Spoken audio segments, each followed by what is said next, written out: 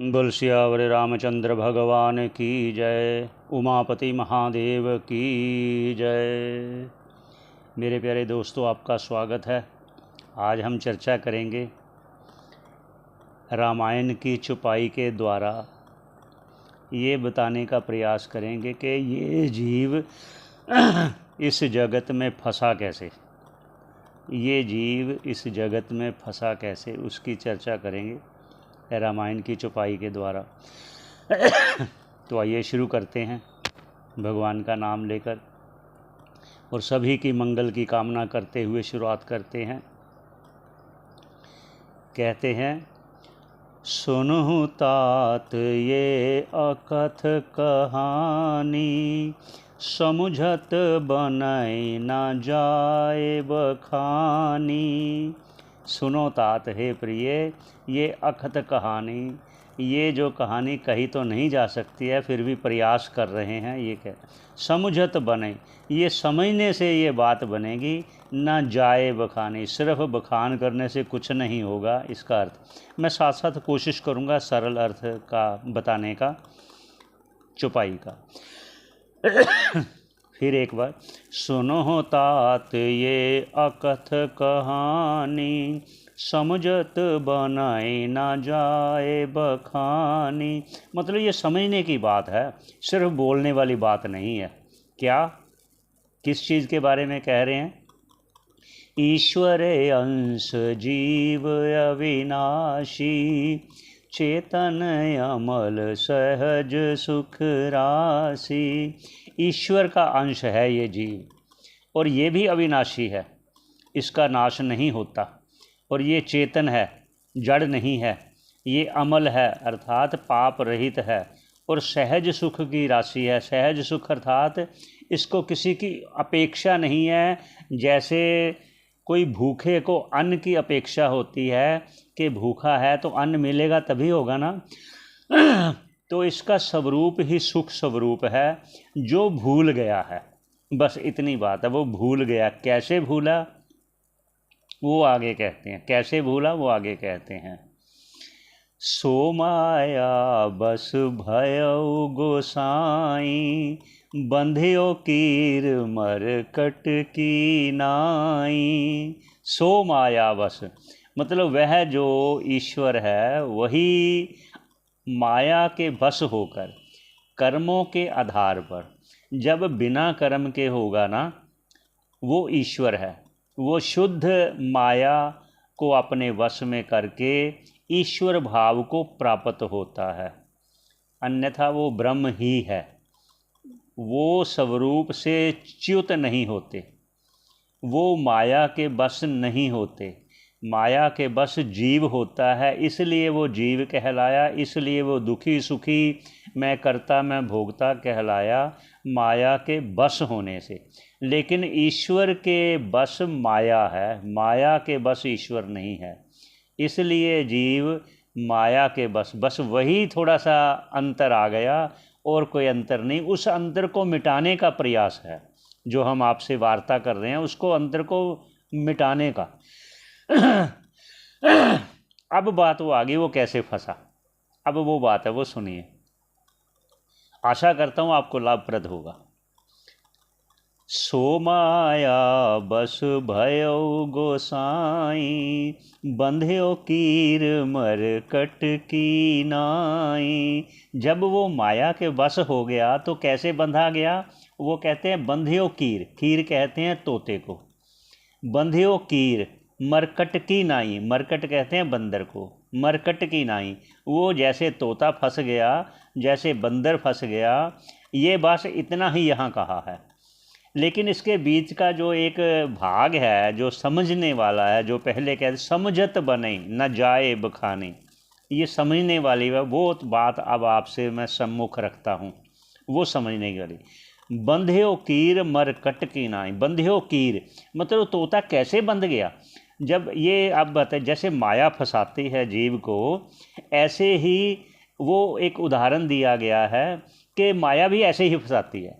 कैसे फंसाती है तो सुनिए। जब शिकारी तोते को पकड़ता है तो उसका एक तरीका है ये कि एक वृक्ष की ऐसी टहनी को चुनता है जो थोड़ी सी कम मोटी हो, और उस पर जो बांसुरी होती है ना, बांसुरी वो जिस बांस की होती है, ऐसे बांस को चुनकर वो छोटा सा टुकड़ा उसका लेता है, वो टहनी के बीच में घुसा देता है ताकि वो घूम सके। इतनी टहनी लेता है वो घूम सके। जहाँ घूम सकता है वो टहनी के ऊपर वो बांस का टुकड़ा, तो उसके बगल में ही एक फल लगा देते हैं खाने वाला, जो तोता अच्छा पसंद करता है उसको फल लगा देते हैं। और जब तोता आकर ऊपर बैठता है वो फिरकी पर, वो बांस के टुकड़े पर, तो वो जब बैठता है उसको चोंच मारता है तो घूम जाता है। लेकिन उसने पकड़ा हुआ है, अब कहता है मैं गिर जाऊंगा गिर जाऊंगा, लेकिन ये भूल गया कि उसके पर हैं, वो गिर गया तो उड़ जाएगा, ये भूल गया। बस इतनी बात भूलने से वो उसको पकड़े रखता है और शिकारी आता है उसको पकड़ के ले जाता है। ऐसे ही माया के बस होकर ये भूल गया कि मैं तो चेतन हूँ, मैं अमल हूँ, मैं पाप रहित हूँ। लेकिन यहाँ एक थोड़ा सा पेच है, वो बताते हैं। ये जो पेच है वो माया ने बस में क्यों किया? क्यों? क्योंकि उसके जो पूर्व कर्म हैं वो फल भोगने हैं, वो भोगवाने के बाद ही जब लेखा जोखा पूरा होगा तभी वो चेतन अपने आप को समझ पाएगा। और उसको भोगने के साथ साथ एक उपाय बताते हैं कि आप ईश्वर की शरण जाओ, ईश्वर का भजन करोगे तो आपके वो जो पूर्व कर्म हैं वो धीरे धीरे कटते जाएंगे। इसलिए भगवान स्वयं भी कह रहे हैं, बहु नाम जन्म नाम अंते, बहु नाम जन्म नाम अंते, अंतम जन्म में मैं आपको मोक्ष पद दे दूंगा, मैं अपना स्वरूप में अपने आप में आपको मिला लूँगा, आप फिर जन्म मरण से रहित हो जाओगे। ये भगवान की शरण जाए बिना गति नहीं है। तो आगे कहते हैं, आगे बंध्यो कीर तो हो गया, अब मरकट की नाई, अब बंदर को कैसे पकड़ते हैं? ये दोनों दिए हैं दोनों का भी एक भाव है, दो क्यों दिए इस पर भी पर चर्चा करते हैं। लेकिन पहले ये बोलते हैं मरकट की नाई, बंदर को कैसे पकड़ते हैं? जो शिकारी है बंदर को कैसे पकड़ता है? वो पकड़ता है एक घड़े में, छोटे मुख वाला घड़ा लेता है शिकारी, छोटे मुख वाला घड़ा लेकर उसके भीतर चने डाल देता है, खाने वाले भुजे हुए चने। बंदर को वो बहुत पसंद आते हैं, तो कुछ बाहर बिखेर देता है आसपास। तो बंदर आता है, बाहर बिखरे हुए चने को खाता है, तो उसे लगता है ये चने इसमें भी होंगे, तो उसमें वह हाथ डालता है। जब हाथ डालता है तो उसे पता चलता है ये तो चने हैं, तो उसको मुट्ठी भर लेता है। जब मुट्ठी भर लेता है, बाहर निकालता है, वो मुट्ठी बंद होने से कारण वो निकलते नहीं। पहले तो ऐसे होता है तो धीरे से अंदर वो छोटे मुख के कारण अंदर उसका हाथ चला जाता है, लेकिन जब मुट्ठी भर लेता है वो बाहर नहीं निकलता। जब बाहर नहीं निकलता वो घड़े के साथ साथ वो चलता फिरता इधर उधर भागता है, ये कैसे निकले कैसे निकले। बंदर है ना, उसका उतना बुद्धि तो नहीं है, वो कैसे निकले ऐसे इधर उधर घूमते, इतने में शिकारी आकर उसको पकड़ लेता है और वो उसका शिकार हो जाता है। ये है कारण उसके फंसने का, जीव का। एक बार फिर कहते हैं, इसका भी बहुत लाभ होगा। सुनो तात ये अकथ कहानी, समझत बनई न जाए बखानी। ईश्वर अंश जीव अविनाशी, चेतन अमल सहज सुख राशि। सो माया बस भयो गोसाई, बंध्यो कीर मरकट की नाई। आगे कहते हैं, जड़ चेतन ग्रंथि पड़ गई।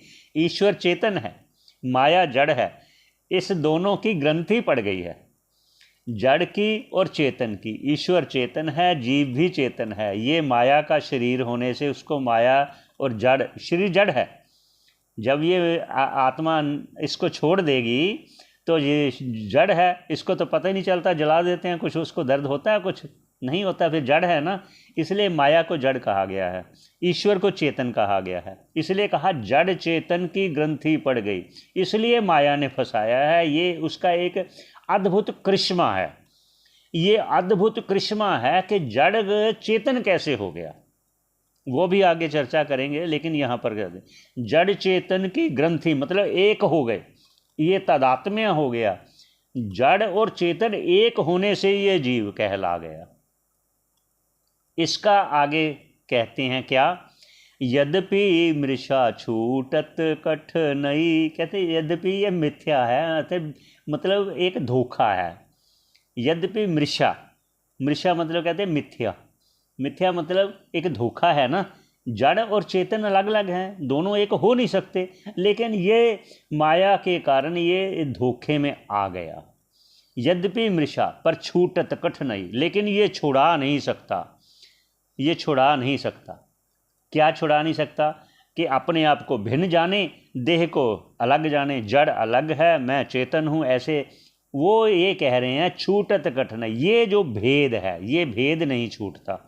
आगे फिर क्या कह रहे हैं, तब ते जीव भयौ संसारी, जब से माया ने घेर लिया तब ये संसारी हो गया, जन्म मरण वाला हो गया, सुखी दुखी हो गया।